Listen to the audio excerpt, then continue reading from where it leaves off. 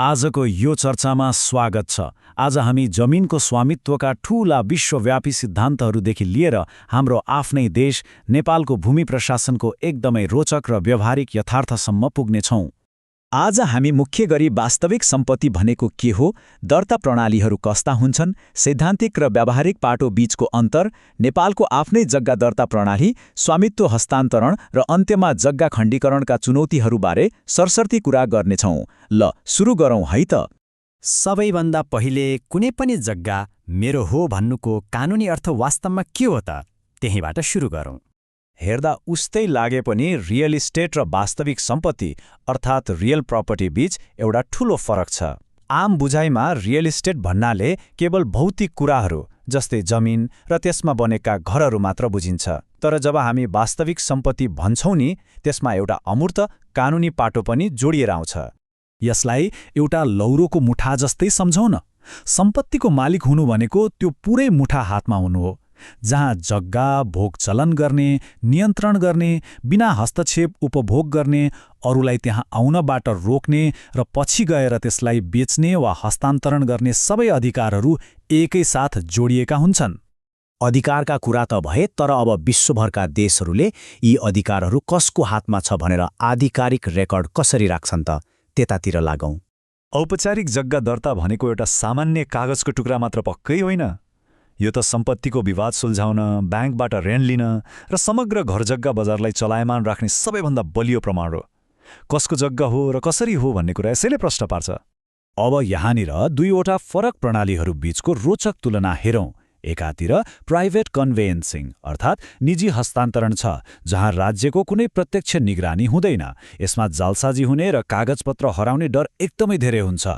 अर्कोतर्फ लिखत दर्ता वा रजिस्ट्रेसन अफ डिड्स छ, जुन धेरै सुरक्षित मानिन्छ, किनभने यसमा जग्गा किनबेचका सबै कागजपत्रहरू सरकारी ढड्डामा सुरक्षित राखिएका हुन्छन्।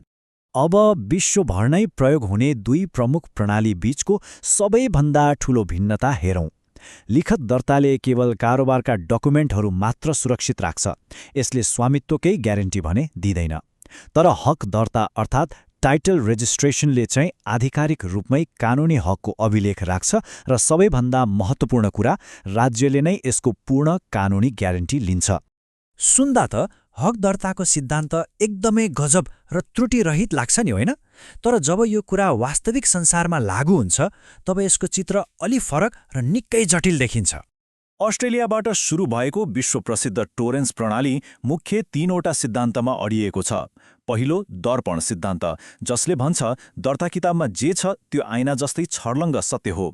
दोस्रो पर्दा सिद्धान्त, जसले विगतका सबै कारोबार कोट्याउनु पर्दैन, पर्दा पछाडि जानु पर्दैन भन्छ। र तेस्रो हो बीमा सिद्धान्त, जसले यदि सरकारी रेकर्डमा कुनै गल्ती भएर जग्गा धनीलाई घाटा भएमा राज्यले नै त्यसको क्षतिपूर्ति दिन्छ भन्ने सुनिश्चित गर्छ। तर यथार्थमा यो दर्पण सिद्धान्त जति भनिन्छ नि, त्यति पूर्ण हुँदैन। अनुसन्धानकर्ताहरू भन्छन् कहिलेकाहीँ ऐनाले पनि सबै कुरा देखाउँदैन। दर्ता नभएका तर कानुनी मान्यता पाएका लुकेका अधिकारहरू जहिले पनि हुन सक्छन्। त्यसैले जग्गा किन्दा ढुक्क हुन अझै पनि त्यो पर्दा पछाडि चियाएर हेर्नु त पर्छ नै। दर्ता किताबमा नाम हुँदैमा यथार्थमा त्यही व्यक्ति मालिक नहुन पनि सक्छ। सैद्धान्तिक मोडलहरूमा त यस्ता खाडलहरू छन् भने अब हाम्रै देश नेपालको कुरा गरौँ। हाम्रो आफ्नै विशिष्ट धरातलमा चाहिँ काम कसरी भइरहेको छ त? हामीले सोच्नै पर्ने कुरा के हो भने, यति जटिल जग्गा दर्ता र प्रशासनको कामलाई नेपालले ठ्याक्कै कुन प्रणाली अपनाएर व्यवस्थापन गरिरहेको छ त? नेपालमा एउटा हाइब्रिड अर्थात् मिश्रित प्रणाली छ, जसलाई सुधारिएको लिखत दर्ता प्रणाली भनिन्छ। यसमा दर्तालाई अनिवार्य गरिएको छ, एउटै किसिमका मानकीकृत फारमहरू प्रयोग हुन्छन् र पूर्ण हक दर्ता प्रणालीमै नगइकन मालपोत कार्यालय मार्फत कामलाई छिटो र छरितो बनाउने प्रयास गरिएको छ। तर यो मिश्रित प्रणालीका आफ्नै ठूला चुनौतीहरू छन्। अझै पनि हातैले लेखिएका पुराना च्यातिएका मोठहरू छन्। जग्गाको क्षेत्रफल र नापी नक्सा धेरै ठाउँमा मिल्दैन र सबैभन्दा गम्भीर कुरा, राज्यले स्वामित्वको ग्यारेन्टी लिँदैन। मालपोत कार्यालयले सम्पत्तिको पूर्ण सुरक्षा नलिने हुँदा कुनै विवाद आइपरे अन्त्यमा अदालतको ढोका नै ढकढक्याउनु पर्ने बाध्यता छ। यति धेरै प्रशासनिक झमेलाहरू भए पनि नेपालमा हरेक दिन सयौं जग्गा किनबेच भइरहेकै हुन्छन्। त्यसो भए जग्गा एक व्यक्तिको नामबाट अर्कोको नाममा सर्ने वास्तविक प्रक्रिया चाहिँ कस्तो हुन्छ त? नेपालमा नामसारी अर्थात् स्वामित्व परिवर्तनको प्रक्रिया एउटा निश्चित बाटोबाट अघि बढ्छ। सुरुमा जग्गाको खरिदकर्ता खोज्ने काम हुन्छ, त्यसपछि लेखापढी व्यवसायी अर्थात् लेखनदासबाट लिखत तयार पारिन्छ। अन्त्यमा मालपोत कार्यालयमा कानुनी प्रक्रिया पूरा गरेर नयाँ जग्गा धनीको नाममा लालपूर्जा जारी हुन्छ, जसलाई हामी बोलचालको भाषामा दाखिल खारेज भन्छौं। यही प्रक्रियाले नै खरिद गरेको, अंशमा पाएको वा बकसमा आएको जग्गाको आधिकारिक स्वामित्व स्थापित गर्छ। अब मानौ सिङ्गो जग्गा होइन, त्यसको केही भाग मात्र बेच्नु पर्नेछ।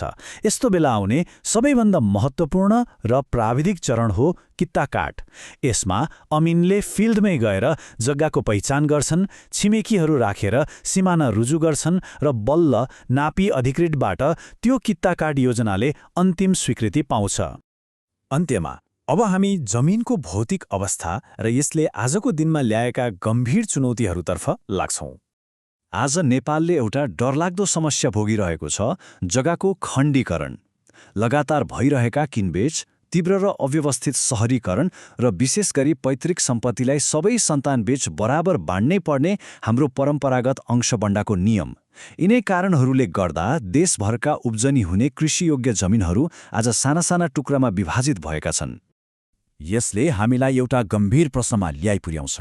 एकातिर जनताको पुस्तौंदेखिको परम्परागत अंशबण्ड अधिकार छ भने अर्कोतर्फ देशलाई एउटा चुस्त, एकीकृत र आधुनिक भूमि प्रशासनको नितान्त आवश्यकता छ।